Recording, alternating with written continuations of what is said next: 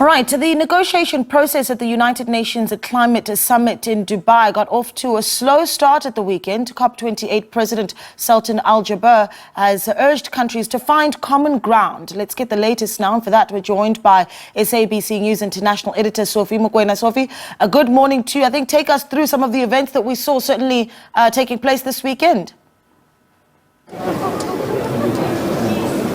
As you pointed out, the president of COP has raised concerns around the slow pace of the negotiations. Yesterday, he had to convene a very important meeting to rally the troops to ensure that they do finalize content of the text. But it looks like it is still a serious problem.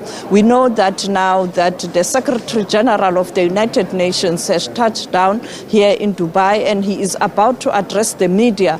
And I think he is going to issue a strong statement calling on member countries to do what is right in terms of ensuring that the text is finalized. The issues are fossil fuels, stocktake, and mitigation and adaptation in particular. And therefore, you can see that behind me, the media is waiting for the Secretary General to come and address us. But let's take a listen earlier on what happened here at the summit with ordinary people.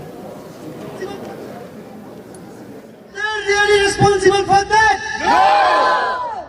Do these peasants really need to pay for that? No! Do you accept that? No! Friends, I ask you again, do these farmers really need to pay for that? No!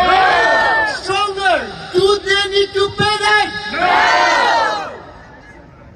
There's a lot of catastrophe that farmers are facing, but this fossil fuels economy where countries are even not recognizing the fact, even not respecting the problems, the catastrophes farmers are facing. Instead, they are invading, they are proposing, they are presenting, they are invading our agriculture system in the name of increasing productivity, market-based economy, in the name of climate smart, in the name of agribusiness.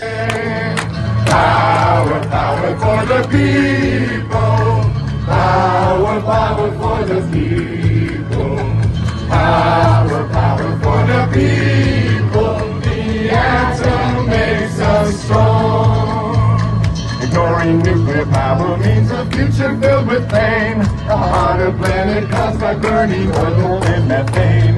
This vision over vision would be patently insane. That nuclear should away. Power, power for the people. Power, power for the people. Power, power for the people. The atom makes us strong. Power along the road. Oh yeah, that's right.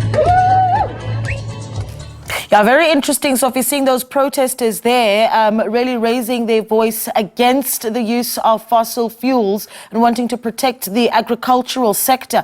What has been the response to some of those protests, and what else are we expecting to see taking place now? Well, you know that countries are still talking. We will hear from the Secretary General of the United Nations, António Guterres, soon. So we'll get a sense in terms of what is happening and how the UN is responding to what ordinary delegates are saying, pushing for the finalization of the text of the conference. Back to you in studio.